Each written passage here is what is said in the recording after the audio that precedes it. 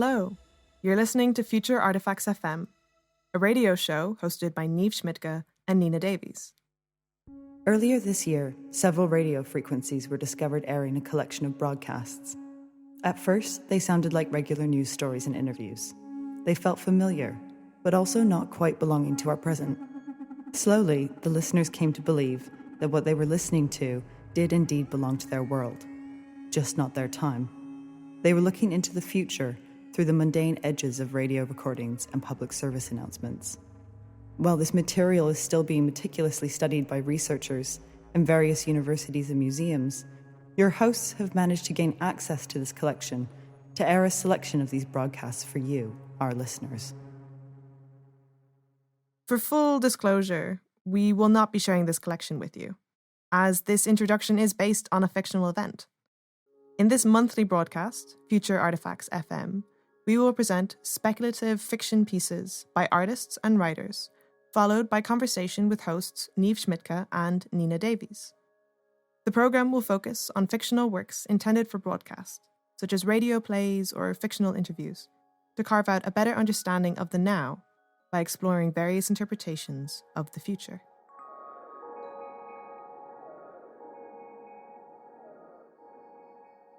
Welcome back, everyone, to our next episode of Future Artefacts. I don't know which number we're on anymore, but I think this is around 16.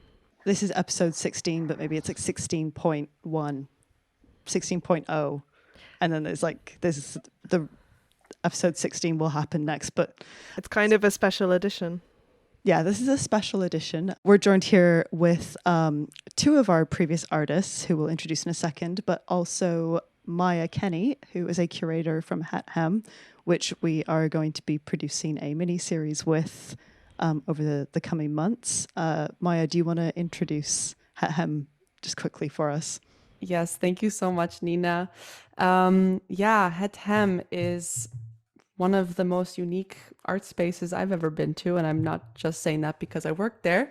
It's a art space for contemporary art, but doesn't really make any sort of temporal or hierarchical distinction between what kind of arts we program. And it's just north of Amsterdam, across the North Sea Canal, in a 9,000 square meter former bullet factory. So it has a pretty insane history, quite a violent one, you could say. And it's been around since 2019. So we do one big exhibition every year.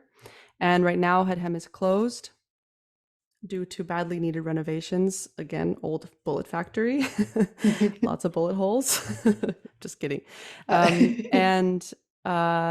So for the next year, we are doing a new digital program called The Couch, which I am the curator of. And The Couch, which we will provide a link to, I guess, is somewhere between an online arts magazine and a digital art space. So apart from publishing interviews, articles, essays, we're also making this podcast with Future Artefacts and commissioning digital artworks. So it's something like a hodgepodge of, or maybe an overview of what art on the digital sphere is right now. Right. So good spot. And from that has emerged this theme, kind of thinking about magic and technology and sort of like these different spaces on the digital realm, which is the topic of this mini-series that we're kind of entering into now. This is sort of introduction or part one, in a way, part one, and then there's going to be three following commissioned episodes with new works or featuring works by artists who are already looking at kind of these intersections between magic and technology. And so today we're really excited to bring back two artists who we've worked with before, who we really enjoyed working with before, Rebecca Romero and Akinshola Lowenson, who have made works on the radio show that also have kind of looked at these points between magic and technology, or how the two are influencing each other, or how they kind of interweave with one another. And I guess today we're going to be more in-depthly crossing over those works, with Het Hem's new program on the couch, also with your essay, Maya, The Mystics of the Thulacine, which is currently on the couch's website, which Nina and I were both kind of fangirling over a little bit earlier. But yeah, I don't know if there's I think that's it. Yeah, I might just provide a little bit more of a official intro to everyone, just in case. I mean, most of our listeners will not be familiar with Maya, obviously, because this is the first time you're on the show. Some of you might be familiar with Akinshola and Rebecca, but just in case you're not, we'll start with Rebecca. She's an interdisciplinary artist born in Peru and based in London, where we are also based, apart from Maya. Through a range of media that includes sculpture, ceramics, textiles, sound, performance, and video, she explores concepts of diasporic identity through fiction and their relationship to the digital age, often combining pre-Columbian iconography with advanced scanning and printing technologies and materials ranging from clay to plastic. Her works swing drastically between the past and an alternate future. Examining the storytelling potential of artifacts, Romero looks into the intervention of the digital archive as a history-making technique. Online museum archives become an excavation ground for the collection of data that she later recontextualizes, reassembles, and represents. And Akinshola Lawson is a British-Nigerian multidisciplinary artist living and working in London. He works in moving images, installations, and video game engines in projects that examine relational systems, digital technologies, and process philosophy. Akinshola's video works are inspired by the alt-Nollywood movement, which borrows narrative, stylistic, and visual conventions of Nollywood, but with politically subversive ends. And last but not least, Maya Kenny is an art historian, curator, and critic specialized in the feminist underpinnings of modernist art movements and a proponent of the destruction of modernism as a Eurocentric storytelling device. She is the curator and editor of The Couch, Het Hem's digital artistic platform, and teaches theory in the Master of Contextual Design and Design Academy, Eindhoven. For anyone who's coming to this through Het Hem and has no idea what this radio show is, we're Future Artefacts FM. We regularly commission speculative fiction audio works. We're very interested in world building, storytelling, futures, alternative ways of thinking about futures.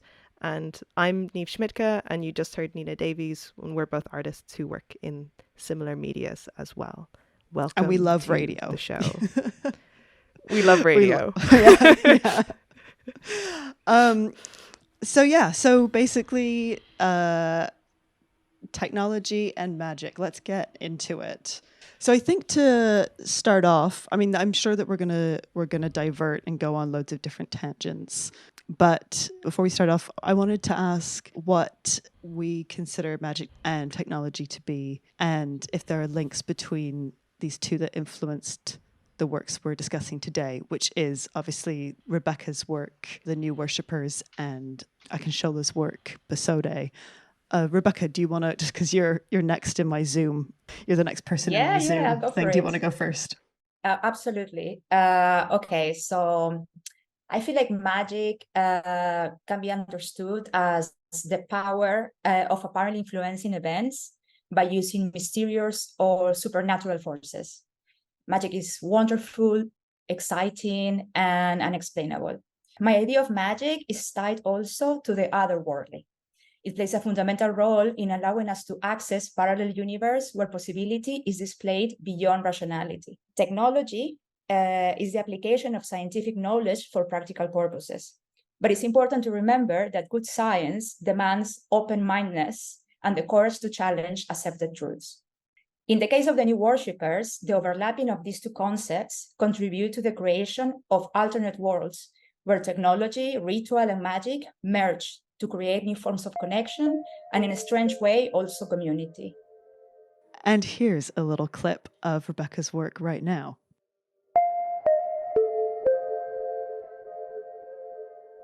At arrival, personal communication artifacts were disconnected, collected, then taken out of sight. Everyone, carry a bag. They grab their belongings and start descending through the dusty road that will lead them to their destination. Very little vegetation was on sight.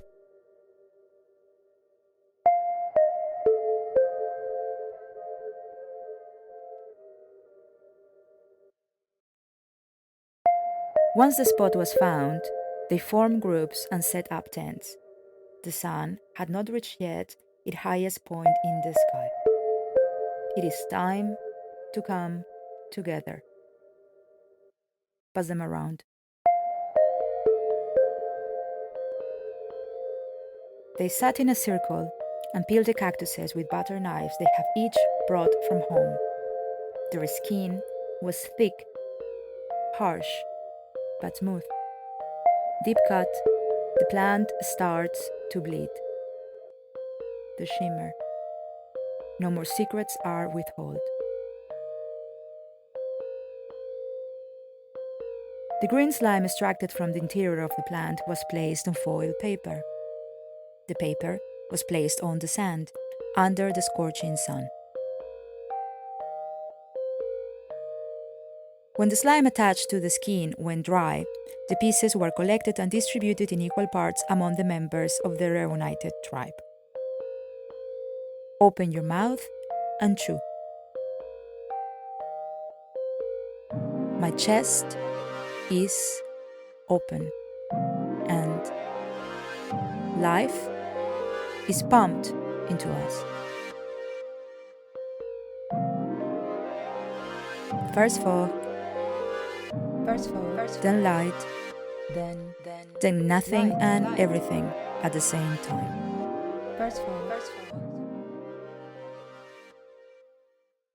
For anyone who wants to listen to Rebecca's work was the third episode that was ever on the show, El Peregrinaje, if I'm still remembering how to pronounce it correctly in Yeah, Spanish. it had two titles. It had one in English and one in Spanish. So it was the New Worshippers, El Peregrinaje. Yeah, that's correct. Exactly. It's episode 3. So if anybody wants to go back and do a deeper dive into that work or into Rebecca's practice in general, please feel free. Akinshola, what do you consider magic to be? Magic for me is the ability to kind of manipulate or alter your environment, usually with a specific methodology. And it is quite difficult to deduce using reasoning or like a specific logic or reasoning. Almost like a black box. You can't understand what's going on, but, and which is also why it's thought to be as a supernatural thing, because it's unknown. Or the logical reasoning may be unknown to most.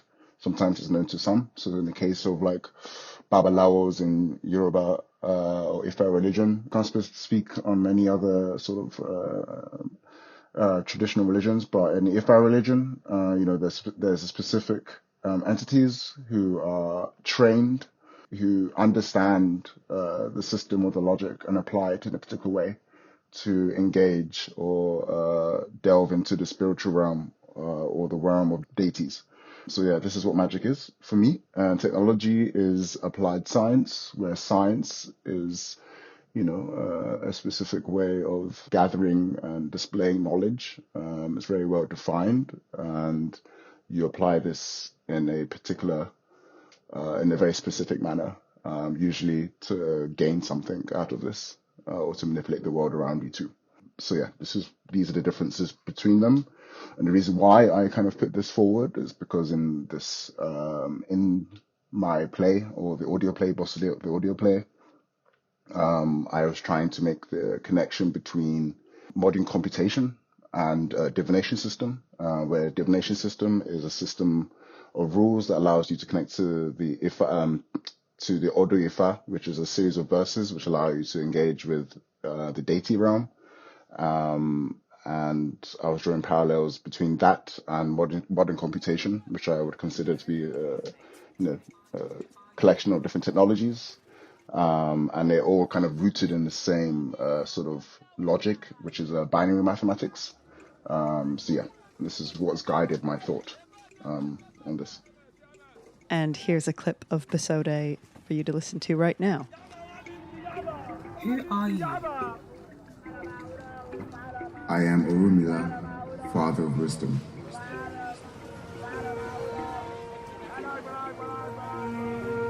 Oh, I remember this name. I remember my mum telling me a story about you, an issue.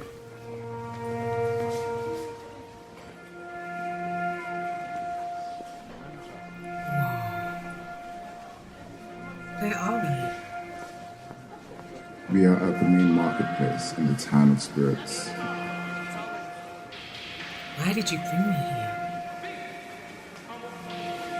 You are guided by your destiny.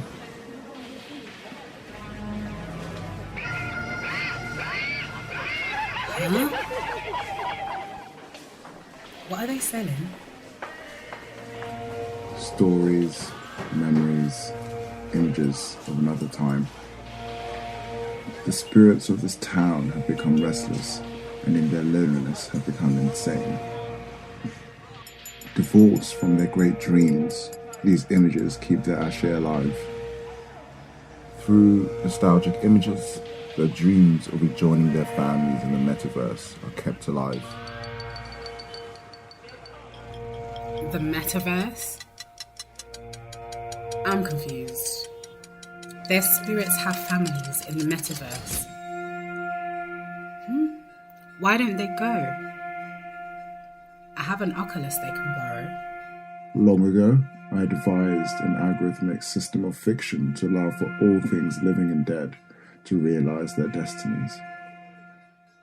Through this system, your ancestors traveled throughout the different towns.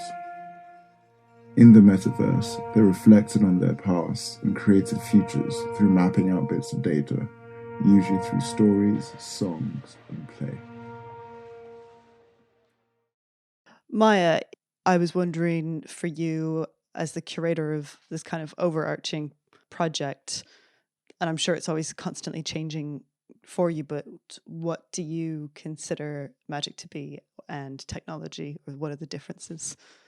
Yeah, it's such a good question. I mean, for me, it's sort of what magic isn't that becomes the way that I approach it. So when I start thinking about it, I get almost overwhelmed with the different practices that can be named magic. So there's a huge difference between occultism and shamanic practice. There's, paganism, and then there's Wicca, there's witchcraft and hedgecraft and spellcraft, and then just everyday divination.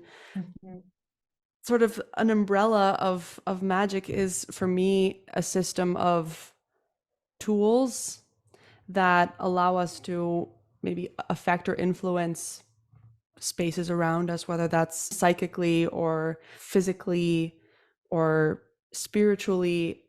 Magic is just something that can be channeled or can be used. I think there's also different belief systems that consider it in different ways. One thing I know it isn't is She Who Must Not Be Names fiction. and I mean J.K. Rowling, sorry. Oh, I don't like to use her name. Yeah, so I think that became the magic in those types of books where there's no consequences or awareness of the kind of power that you're channeling or the energy that it's used. That's, for me, exactly not what magic is. So it's just easier for me to define it that way. Then technology is, in the sense, the same thing, but seen through a different lens. So I would consider magic and technology to both be systems of tools and systems of influence. So the way I kind of see it historically, and this is just preferencing from a European perspective, and also just more like in an awareness of how Europe and its changing philosophies and knowledges has approached magic and witchcraft. I think that technology has, in a sense, replaced magic with a way to influence and change the world around us. The difference, I guess, in that case is just that magic is something that approaches the unknown and technology approaches the known. So for me, they're really linked. They go hand in hand. The point where magic is even used as like a marketing term for some technology. It's like, oh look, it's like magic, but it's a TV. Yeah, it's a TV, or it's your iPhone, or it's AI, and then you look into it, and actually the digital technologies companies that create, for instance, AI, which is for me the thing that I know best about, are very strategic with using the word magic to define what it is they're doing. Because the way that we see magic, which is again this sort of she who must not be named territory in the 21st century, is directly related to this like shirking responsibility, stepping back from something that just exists in the world and can therefore not have a negative influence, or can only be wielded by bad people. So in a sense, like calling digital technologies totally neutral and assuming that magic would be as well. But I kind of want to push against that a little bit and say, well, calling this something as like almost like ephemeral or ordained or magic is already creating a space where we don't have to look at these tools. We don't have to be critical of them. Neve, I know we're not talking about our work here, and I'm sure you probably don't have as we are the askers of the questions, you might not have a response, but I guess it might be nice to know you, because I know that your work To hear does our side. Yeah, I think both of our work does kind of look at some of these things as well, maybe not as much as Rebecca's and Akinshola's work does. I would say it's more tangential, but I think it's maybe one of the things about this topic that I feel like ideas around magic or ideas around technology are like intersecting with many different artistic practices at the moment. And one of the initial meetings we had, I had come off the back of a research residency where I was looking at mineralogy a lot. And one of the last questions I asked this mineralogist I was working with in Berlin, I asked him what was the link between alchemy and mineralogy. Because I have a friend who, he's also been on the show, actually. He's also kind of in this lineup of artists. Sadly couldn't be here today. Nikolai Azariah, who is really interested in alchemy and in salt. And we'd been kind of talking before I went on this residency about minerals and thinking through materials, which I think is something super intrinsic to my understanding of magic, is like how you engage with different forms of materiality that go beyond the like, what does science tell me that it does? To put it in simple language. And he was saying that there's this kind of clear trajectory from magic to alchemy to science in terms of, let's say, mineralogy. So in alchemy, think of something like the Philosopher's Stone, which is this super elusive thing because it has these kind of mystical properties, but it also comes from an obsession that came from it with magic. But then in a scientific term, you can be like, oh no, this does exist or it doesn't exist because these are the elements within this rock or this rock. And this is a chemical reaction that you can make happen, that you can make something that is what a Philosopher's Stone was supposed to be exist. And so I think that's my interaction with magic, is that kind of trajectory. And then in terms of technology, I think, Nina, that's more your remit than mine, especially in terms of AI. But I think maybe something that relates it back to this radio show or this project is also that sense of, I guess, reaching towards the unknown with different sets of tools. So like, for example, when we featured both Rebecca and Akinshola's works, they're both reaching into these different ideas of futures or alternative presents. And I think maybe magic does a similar thing about creating an intention that kind of reaches forward, and technology also is something that's kind of, I mean, when it's done well, technology pushes you forwards. And I guess that kind of idea of futurity maybe is something that we've both been thinking about with this project for the last 2 years. But yeah, Nina, what do you think magic is? How does magic relate to your practice? I actually didn't have, I like set myself up there because I actually don't have an answer to this question. But I think my answer is probably something slightly similar to Maya's, in the sense that I think that they're the same thing viewed through a different lens. I'm literally just taking the words right out of Maya's mouth. Yeah, I think in my work, I look at sort of emerging rituals that within kind of online digital dance spaces that show how these two things kind of are the same thing, and I guess where we're sort of headed, and not necessarily in a dystopic way, but what I'm sort of interested in that space of where technology, which I would say I would have used to have considered that under the umbrella of the sciences, but where technology kind of starts to come out from under that umbrella and into categorized under something more magical.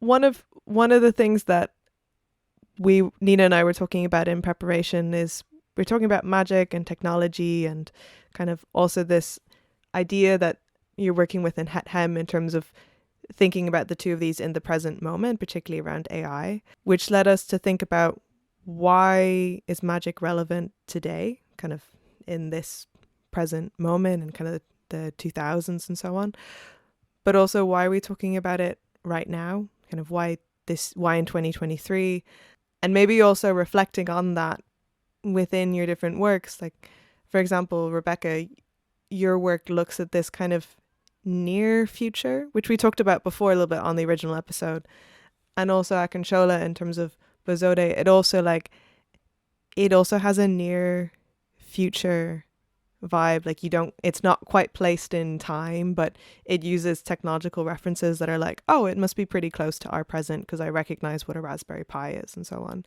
I think that to be able to dream, to think outside the constraints of the capitalist system is already an attempt to reach towards a magical world. I'm aware that magic can also have darker connotations, but personally, I relate it to possibility and to the unexpected, when the expected has been proved to be disappointing. I feel I think a lot about disappointment, and a lot of the work that I do comes from that space somehow. So yeah, I feel like amidst an era of escalating environmental upheaval and intense unease, there exists a palpable urgency to investigate the ontological connections between human and non-human entities and worlds. Magic could be understood as a vehicle or a tool that allow us to embark in this exploration. I mean, I'm also thinking about magic being relevant now in a more sort of socio-political sense, in that, and I think this also comes up a lot, much more maybe in your work, Arkanchola, but I think in both of your work, that magic is something that has always been oppressed, and it actually still is, and people can be denounced as witches in some parts of the world and be prosecuted for that. So I see it very much as a rising form of resistance. So being a practitioner or being someone who recognizes and works within the cultural practice that is and has been magic in any form is a way to kind of push the boundaries of what's been possible for marginalized groups. And I'm bringing that women, queer people, people of color, that has always, the boxes that have been created for us, however we identify, can be pushed, can be opened in some way by conducting or making magical practice. And I think that's also very something where you bring people together, you start working on uncovering traditions that have been violently oppressed. And yeah, that's in some ways, and I think maybe for some groups, at least like the queer community that is at least in some way interested in magic, this is a way to carve a space and then to push it. So that's deeply relevant now. I mean, is it climate change? Is it, violent oppression of women? Is it whatever it is that's being done that's violent and harmful? I think that there's a way to face it with the knowledge that is magic. So of course it's just saving the world or something, I don't know. But Akanshola, I'm very curious about the Igbo practices that you, I mean, because I've just encountered your work today for the first time, so I'd love to know more about how, yeah, if what I said resonated. I'm just curious. Yes, I completely agree. For me, magic, like I don't want to romanticize magic in any way and say that this is, a system of thought that is better than the system of thought that exists now. It's an antagonistic thing and it allows us to, yes, create new possibilities of ways of thinking and connecting. Yes. I'm sure if this was the dominant thinking, which it was probably oppressive to those in those times, If a religion has its, structure of how society and how you should live. So yeah, I think of it as being antagonistic to a certain worldview and allows, for certain discussions to happen. But yeah, I don't want to romanticize it anyway. But yeah, I just see it as a tool. I think you guys have summed it up better than I can. But yeah, I just think for me, I see these things as tools that can get us out of this muck. Regarding the Yoruba tradition, I can't speak on it 100% because I was not raised this. I was raised Christian. I was raised to be fearful of Ifa religion. Now, I've recently become interested in understanding this because, yeah, it allows me to kind of reflect on society or the Yoruba, like the society I grew up in. I lived in Lagos for a bit, so like I would hear, fragments of this, and it always kind of terrified me, but it was also intriguing in ways. And yeah, and regarding why it's relevant today is also like technology seemingly becoming, I don't know, a bit more opaque. It's such as AI, you have black boxes that are doing statistical calculations that you have no idea of the results, and no one really understands it. We kind of understand it. I also feel like, science itself is weird, like quantum, I don't understand what the hell this is, So I feel like, yeah, going from like classical physics to quantum physics, and the world is becoming, or the world, like we are understanding that the world is a lot more mysterious than a clock. It's not like a clock that we used to understand it as before. So it's a lot more mysterious, and then we need other tools to understand the world. And I think magic can be could allow us to think through this. And this is how I think about it. Yeah. Akinshola, in your episode, we spoke a lot about magical realism. And in prep for this, I was listening to an Amos Tutuwala short story, The Palm Wine Drink Card by Amos I know this Tutuwala. one. Yeah, That's a good it's one. on SoundCloud. It's kind of mad. This guy kind of shapeshifts basically throughout the story in its most kind of, and he goes on. I mean, we spoke a lot about quests in your episode as well, and sort of like video game logic, fantasy logic. But in this story, the kind of main character, he shapeshifts as he kind of goes across these quests and these increasingly what we might describe as bizarre but also magical things happen to him and happen to the people around him. But one of the things that struck me when I was listening to the episode, and I guess also in thinking about romanticism, is that it wasn't a judgment thing. Kind of, he turns into a bird. It's not good or bad. He just turns into a bird. He has a child that's grown out of the nose of his wife. It's not good or bad. It just happens. It's opening up that space to dream. But then kind of when we spoke about it originally about Tutuala's work, it's also this time of kind of regaining the cultural capital within Nigeria of like, I'm telling my own story and I'm telling it in this way. And this is my voice that's saying it. And magic being this thing that almost hasn't been co-opted in the same way by a colonial power because it's almost too scary for them to deal with, if that makes sense.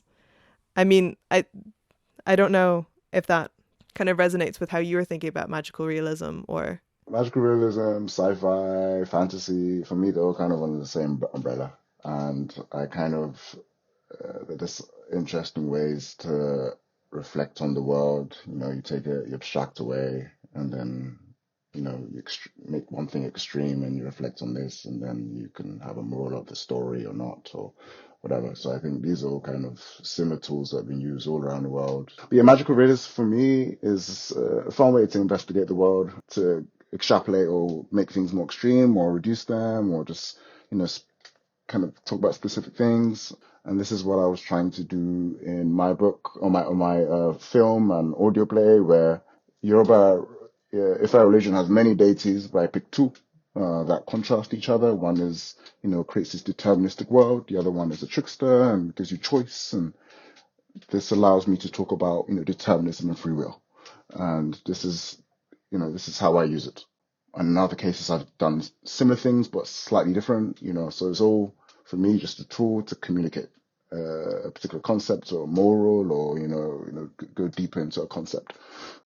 Is magic a way to find peace in the unknown or to structure the unknown? From this understanding, how does science and magic operate in similar ways? So, Rebecca, the role of trance as a space to remove oneself of the need to understand, and Akinshola, having a spirit world which blurs the very boundaries of objects themselves and space and time. When I think of magic, I think about delving into the unknown. Peace or no peace, I'm not really sure about that. The structure, yes and no. I mainly see it as a defiant act, a jump taken, fueled by hope. When I think about trance, I think about detaching the mind, the soul, from the body. I mean, if you think about it, our physical bodies, while powerful and as miraculous as they can also be quite limiting.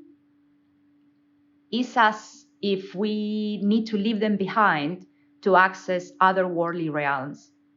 This detachment can be achieved with hallucinogenic plants, design drugs, and in the case of the new worshippers, possibly also the use of technology. I read this text the other day where they qualify the shaman as an interspecies diplomat who establishes relations with the spirit of the water, of the tree, of the beast, of the jaguar. This idea is extremely relevant to my work. To remove from ourselves the label of human and all the connotations that it carries, and becoming kin with all earthlings. Even when this can take place for a limited amount of time, it plays an extraordinary role as it allows us to have a peek into other ways of understanding and inhabit the world. Yeah, I like this. That was really good. To kind of pick it back on that, I would say for me, I wanted to define the unknown. The unknown is anything outside of this, like, hegemonic sort of structure. I feel like this is like a big structure, and then anything outside of that is kind of weird or queer or magic or, so so starting with this, yeah, magic, as I defined it before, for me, or not defined it, or how I understand it, is, the system of rules or, certain practices that you do and all this, or rituals that allow you to engage with, these other forces or otherworldly forces or other ways of thinking or other ways of being. So yeah, I could say that, yeah, just as a quick, is magic a way to find peace in the unknown? I'll say yes. And also help you structure, I would say yes. If I was to define magic in this way, like for instance, now I got into, herbs like teas. And I saw this was a really weird thing, like, yeah, I'm making all these teas. This one helps my headache. This one is good for, when I have a problem with my throat, I'm a bit sick, I'm going to have make this concoction to, kind of aid myself. And this feels weird because we have this big pharma, like for thousands of years, this was a normal thing to do. It wasn't like weird or different or, it doesn't help you understand the unknown. This was the structure. So for me, I like to, I don't know, but like, especially in the way which we understand or popular culture understands magic. And I think, Mary, you kind of, alluded to this before in relation to like, for me, it's like, it's always a system of thought that sits outside the dominant thought. Not always, but this is how I imagine it, and this is how we imagine it a lot of the time, or the language or, popular sort of vernacular about it is like a system of thought almost that exists outside of the dominant system of thought. And I think it's interesting for this. And yeah, and when I say and find pieces, I don't know if peace is the right word, but this gives you a greater understanding or a greater connection to this. I don't know if it makes you understand it more, but it gives you a greater connection. Well, I found both of your answers so beautiful. I mean, for me, I'm not quite sure how I really see it. I was sort of trying to imagine it while listening to both of you. From this idea of collapsing the spirit world and the real world together, maybe that's something more approaching what I imagine. I also love the idea of the billiards on a table that are sort of, you can just sort of come down on them with another way of knowing, and suddenly they gain a different dimension, or they float, or we can imagine it very visually. So maybe, I guess I would say it's sort of the opposite, as in the way that I am currently feeling magic. It's a way of bringing the unknown into the known space. I think also magical realism really resonates with me for that reason, as in it's just creating a normal uh, cohabitation of the supernatural and the natural, and it is sort of neutral in a sense. It doesn't have barriers to the spirit world that say, okay, this is where evil starts, and we can't let anything into our space because it will cause chaos and destruction. I would hope that with something of a different way of seeing magic, that it is actually sort of opening those barriers a little bit, um, because I don't think there's anything evil lurking there, let's say. Each of you has explored materiality as a way to examine magic. So, for example, Rebecca, in your work, data or a phone, and Akanchola, in your work, thinking about a Raspberry Pi or cowrie shells. Do these objects help make the magic within your world seem more or less tangible, or do you think of them as kind of talismans from your worlds? Materiality. Magic. The audio play was an adaptation of a short film I made 2 years ago. And within this, there was a cowrie shell, which was used, or two different types of cowrie shells. There were 16 cowrie shells, which were used for the divination process. And then there was one big shell, which was used to transport through the realms, which was given to Boside to transport through the realms by Orumila, which is a deity. And Orumila gives Boside a list of items that she should use to kind of construct this charm, or construct a charm which allow her to collapse these worlds. So the cowrie shell, this is a bit more obvious. This is used in many cultures, I think, as money. I think currency is a big thing, and then also used in divination process within West Africa. I also believe in South America or Latin America is used in various divination process. So this is quite, obvious and easy. In Yoruba or Ifa religion, you can either use cowrie shells or the palm kernels. The Raspberry Pi, this was chosen because I was reflecting on, the role technology plays in the world. A lot of parts of the narrative is that in the data centers that we have now, there used to be portals to, portals from the town of things to the town of spirits. And these data centers were constructed there to use this energy or use this portal to drive this force. Also, because they're like green energy now, and they're like, all sustainable, and they're just running themselves. So I was like, okay, this is actually the force. It's a lie that's green energy. So I was kind of playing on this, but I didn't really want to go too much into this in the narrative, but this is what I was thinking. And the Raspberry Pi is like, it's a hacky device. It's like a 20 to 40 quid, more accessible than any other personal computing device you can get. Maybe a phone is more accessible. Oh, this was created. I think it was created by some researchers in the UK, or maybe published by some researchers in the UK. I'm sure there's been lots of work that's gone into it.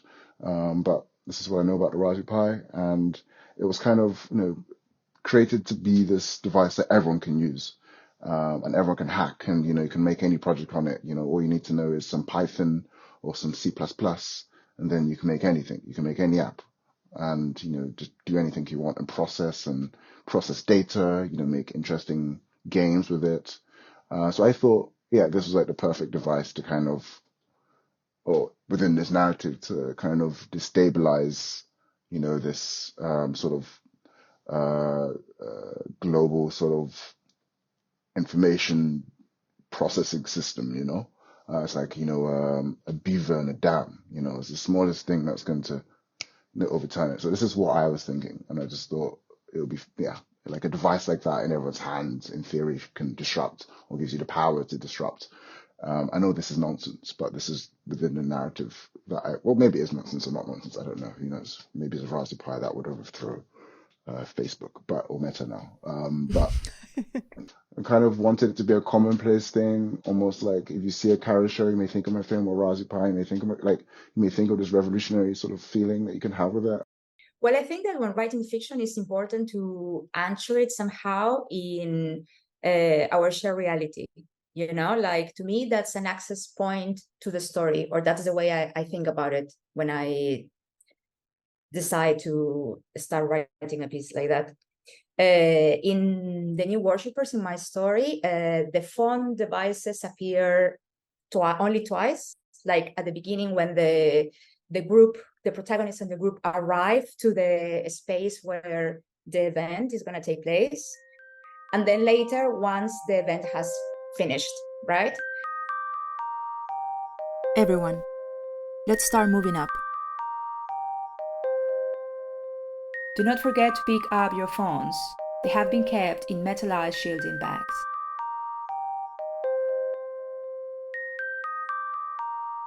The collected data of your trip will be sent to your homes. Keep it in a safe place. It is for you to enjoy. Thank you for coming. Please remember to fill in the review forms.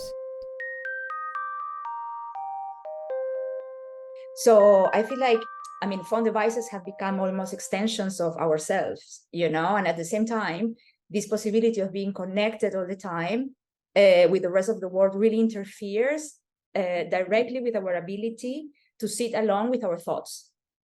So isn't my story the phone a talisman? I don't think so. But, maybe whatever container that would be provided with the data of the experience would certainly be, I didn't imagine that the data will just be plainly shared via link. In my mind, I saw like a precious object that will be kept safe in the home of the participant, of the experience. I didn't want to get too much into it or provide too much detail, because I love allowing some space for people just to use their own imagination, and create their object. This object in particular will become like the key to the memory of this like artificial sublime that these people have experienced, to the connection, to the transformation they had experienced, basically. I was quite interested in I guess reflecting on both of your works from the idea of this materiality, as I've been researching a bit around witches, and it feels like a lot of kind of forms of witchcraft is also like quite rooted in like the kind of materiality to the supernatural, almost in a way, that kind of trajectory. Maya, I'm sure you'll have much more to say on this than I will. I guess I'm kind of what I'm thinking about in like asking you about almost these works acting as talismans is also this kind of similar trajectory from kind of the material to the supernatural, which, for instance, like Akinchola in your work with Bizode feels very like explicit in terms of like a cowrie shell is something that kind of certain like high streets in London, like you can go and like get cowrie shells, and they're like very like materially present for us, like in the city we're living in London. But then in the film, but also in the audio play, kind of you have kind of this image of this like really big cowrie shell that like she's holding to her ear, and then it kind of brings you to the supernatural. And likewise, Rebecca, in your work, there's also this sense where it's like, yeah, it's the phone, almost like, yeah, the putting away of the phone is like the marker of entering the supernatural. And then it ends, and then the phone is returned, with the added bonus of it's almost like, oh, now you have this catalog of whatever it was for that viewer, and so on. I don't know, I guess have you thought, because obviously you're curating this digital space, which is kind of, I mean, like we say it's immaterial, obviously, like all technology has a material undertone to it. Have you been thinking about talismans or like these forms of materiality, I guess, within magic, or like how you want to explore it through the program? That's such a good question. You've also really hit on my biggest insecurity as a curator of like a digital space, that there's nothing to hold on to. And when I was listening to Rebecca's piece, there was this like moment at the end when you get out of the tent, or the protagonist gets out of the tent, and you say something like, everything is dust. That really kind of hit me, because that moment of sort of coming back to reality, and having something to hold on to after a transcendent experience is so essential to kind of this whole otherworldly or supernatural way of being, or way of life. And in a digital space, there's nothing to hold on to. So I was actually working with my intern. I asked her to write an essay for this Mystics of the Cthulhu Scene program, which is what Future Artifacts is also contributing to. And she came up with this idea of a digital pilgrimage. And so she kind of dove into research into religious practices, religious, also spiritual or transcendent practices of transporting your body between place to place, and what if there's any tiny bit of that you could still hold on to in the digital space. And short answer, no, there isn't. But is there a way to bring something with you on a journey online, is, I think, a question that I really love. So we came up with an idea of doing a ritual of playing the Wikipedia game, the rabbit hole game. Do you guys know it? No, Yeah. what is that? It's so fun. It's so like 2003. But you can actually like Google it, and people are playing live all the time, but you can also just play it with a friend sitting next to you. So basically you start a timer, and you choose an endpoint for a Wikipedia page. So you want to get to the Wikipedia page for Madonna. And there's a random page generator on Wikipedia. So you press random, and it's a race to see who can get, by clicking through the links in Wikipedia, as fast as possible to Madonna. Or whatever other page you're trying to get to. It's so freaking fun. And we thought of that as a way to sort of enter the realm, or kind of like a portal into a different experience of being online. And this is something I'm really actively searching for myself. Like, is there a way to spiritually or magically, or I don't know what, tangibly experience being online? Because if there is one, I am looking for it, taking recommendations. Is there something material that can work into it? I mean, no, there isn't. And as Neve said, actually, the underlying cost of all digital technologies is enormous, and that's also what is obscured with calling digital technologies magic. Is their environmental and human and more than human costs. So just to name a few: lithium mines, labor or surveillance of labor in Amazon warehouses, data extraction. All of these things are ways to basically create violence in our daily lives, and create a huge distance between what that violence is and what we actually experience on a beautiful, sleek iPhone or ChatGPT. So in a sense, that's the materiality that we're sort of forced to confront. And so if there's a talisman that can break through that obscurity and ephemerality, I would love to be able to carry it, whatever it is.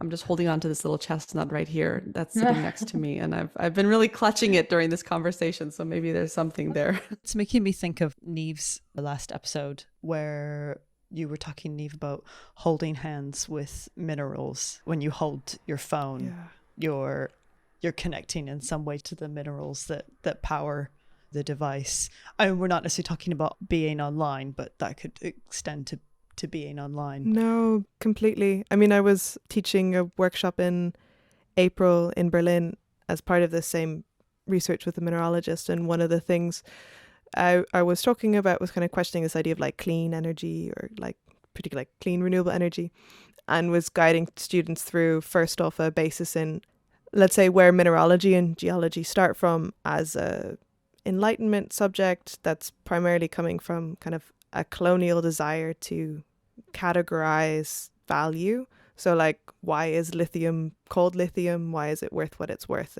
And so on.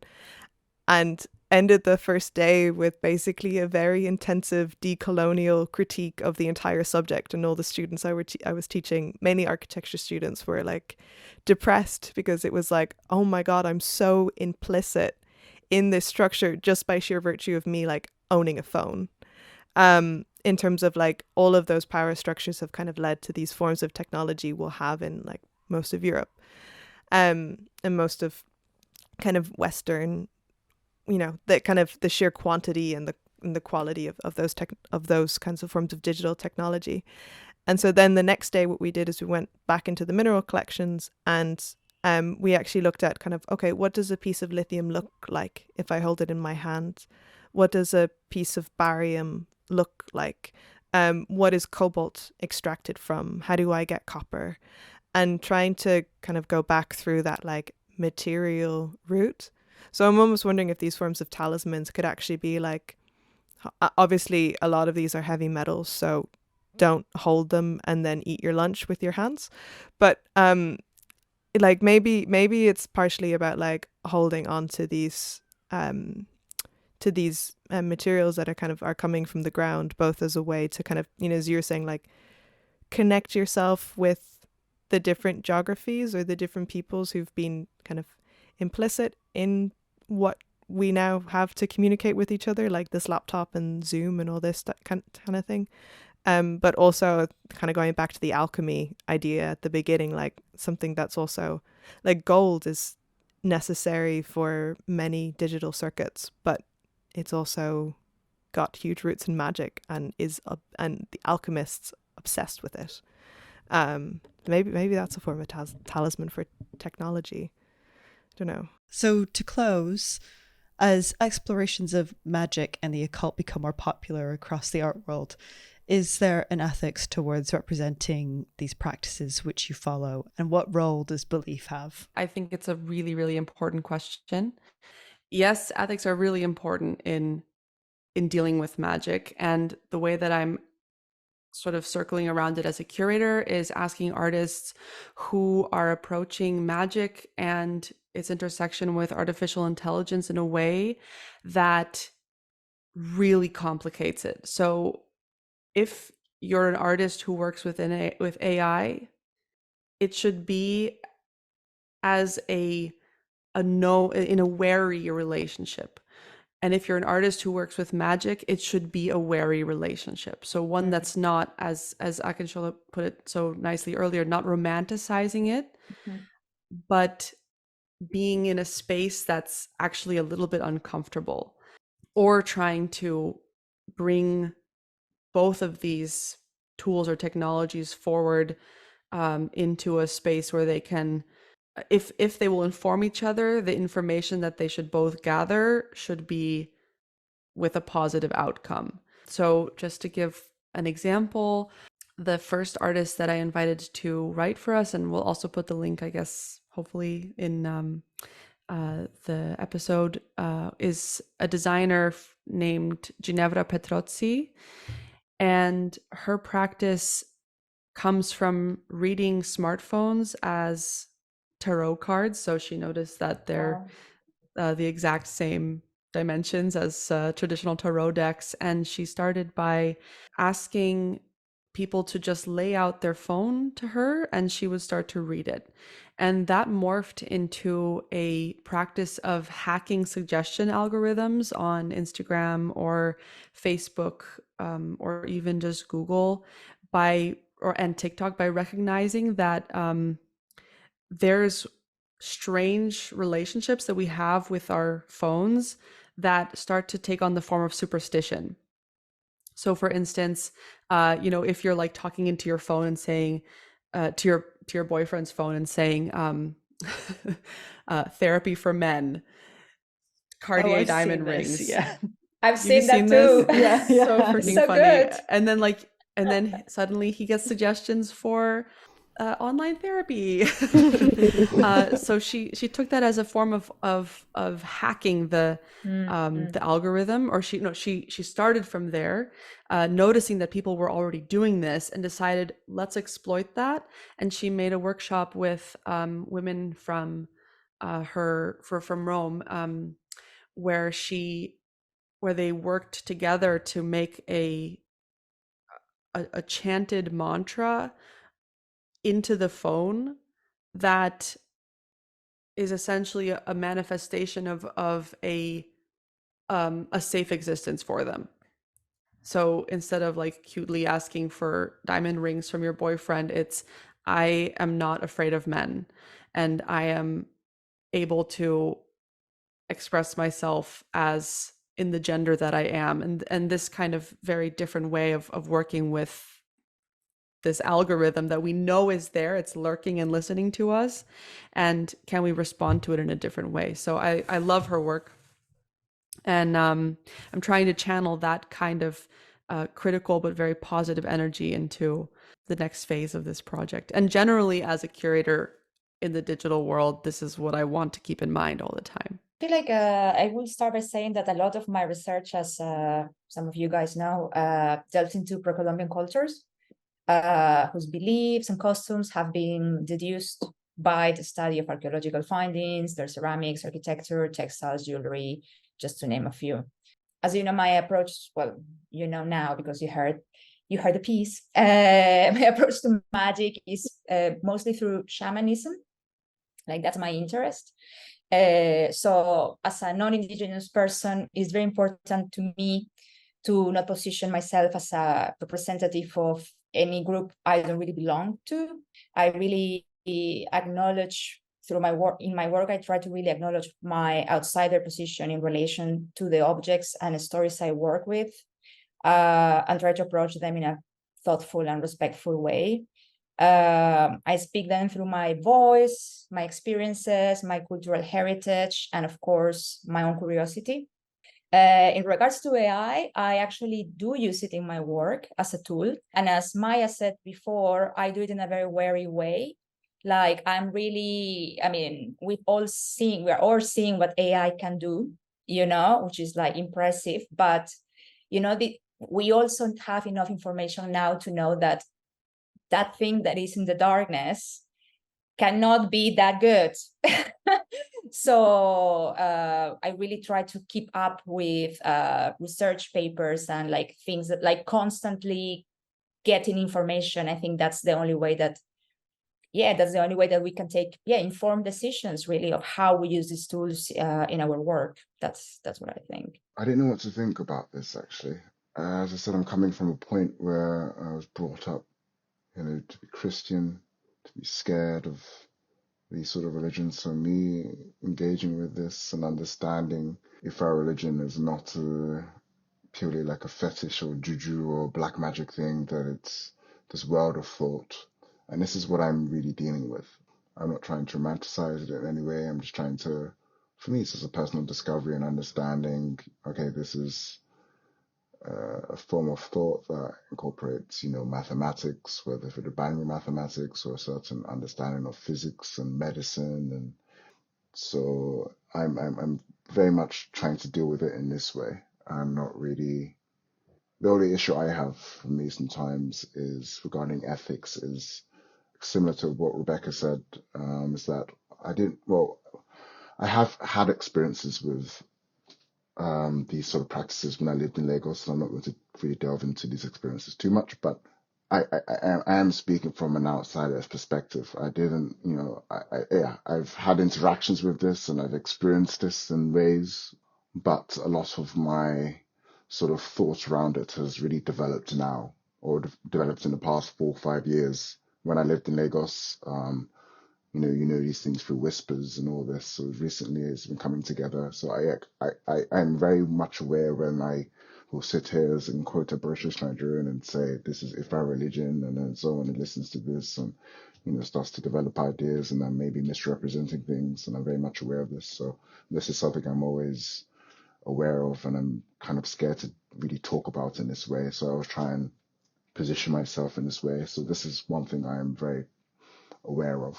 But apart from that, regarding delving into these realms, for me, trying to unpack them and not view them purely as this weird juju thing, and understand all the different facets to them, all the other elements to them, which are, it's been demonized by Christianity and by colonialism. So now I'm trying to rethink these things. So, but not by romanticizing it, just trying to understand and kind of imbue these sort of feelings or vibes or ways of thinking in my work, without it being too didactic or whatever. Sometimes it is for a particular reason, because I think sometimes it's good to be on the nose. But yeah. So what role does belief have? Yeah, for me, there's one big thing about this is whether, as I say, I keep seeing tools and using things, and maybe this is a weird way or capitalist way to think about things. I don't know. But for me, none of the, I still kind of pray occasionally. I don't know if I believe in God, but occasionally I pray because it's a tool that allows me to calm myself and, think about these things. Sometimes I engage in this I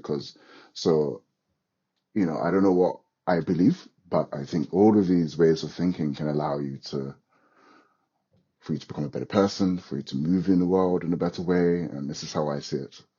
Otherwise, I don't know. So, just before we end, really quickly, I just wanted to ask everyone what they're kind of currently up to. Obviously, Maya, we do know that you're this is sort of what you're currently up to, and this is what you're in the middle of. But both Akinshola and Rebecca, are you still interested in, I guess, the intersection of magic and technology in the ways that we've been talking about them today? I am currently writing a script for a film, which kind of delves into these things. It's not the forefront of the work, but it is the setting, or part of the setting is this magical eco commune, where they have discovered, or they don't really, I don't go too deep into it, but do you know the idea of free energy, or a perpetual machine that it never loses energy, kind of breaks the laws of thermodynamics. So it's a society that has able to produce, or commune is able to produce energy, kind of using magic and breaking the laws of thermodynamics. Purely because I've been seeing a lot of these things on TikTok. There's always random videos of windmills turning, or little small windows turning, and it's I've discovered this energy, but it's not really, you can't, because you can maybe, but it's breaking the laws of thermodynamics. You always lose energy and it will come to a stop. But this is a perpetual machine that turns and produces energy. So I'm kind of dealing with this, or still thinking about this, but it's not the forefront of the work. The thinking is always there, but it's just part of the world I'm creating. So there are going to be magical elements, but more playful. It's going to be a film, and it's going to be quite silly, like all my other films, there's weird research, and then kind of end up being a silly film where, there's this magical commune that is destroyed by some weird lawyer, and lots of weird dragons and things like this evolved. So yeah, it's a bit odd. But yeah, I'm still continuing the thought, and it's always there, and it always will be there. I'm like a software developer, my 9 to 5. So this is a part of my world and my thinking. So I can't really escape it. But yeah, I'm still kind of delving into this and thinking about this. I started working around these ideas. I started delving into this research already or only, depends how you look at it, maybe 3 years ago, 4 years ago.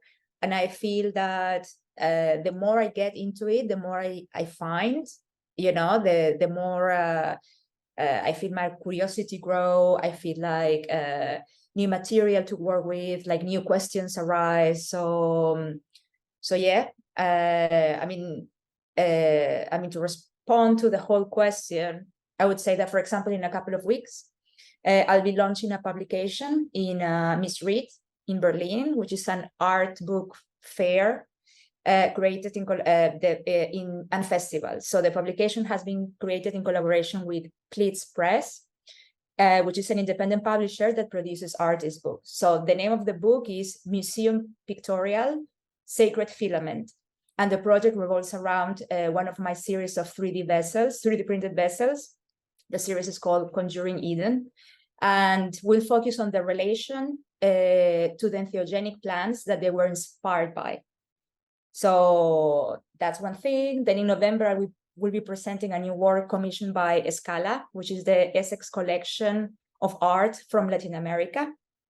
And I will be taking part on the first Beyond Production Symposium on Digital Art at OGR Torino, where I'll be talking about the artistic perspective of new digital technologies. So yeah, I guess, yes. Sounds like you're busy. Sounds like both of you are busy. Well, I just wanted to thank all of you so much for this amazing conversation. It's like feeding my inner witch nerd, which I'm currently discovering. And yeah, I'm really looking forward to the next 3 episodes that Nina and Neve will produce for Future Artifacts times Het Hem. We're kind of dabbling on the couch. So if you're into experimental fiction, long form interviews, music, digital artworks, of course, you can come on over. I'm hoping that there's also a lot of humor in it and stuff that's also a little lighter, but you can also dive deep like we just did for the last, how long have we been talking? 2 hours? We've been talking for 2 hours. We could keep going, but yeah, thank you all so much. Really appreciate it. Great. Thank you for listening, and we will be back in a month with the first official episode with Het Hem. Thanks for joining us. Thank you, everyone. Right. Bye.